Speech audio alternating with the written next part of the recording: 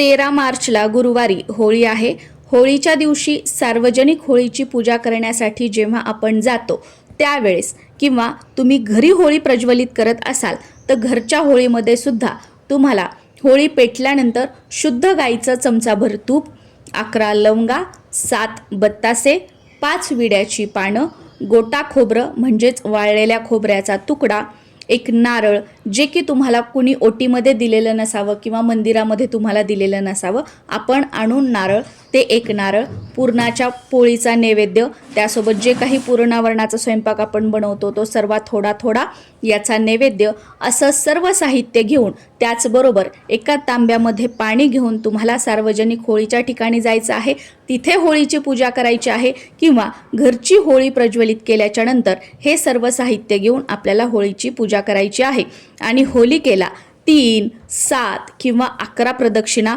पाणी टाकत टाकत तुम्हाला घालायच्या आहेत।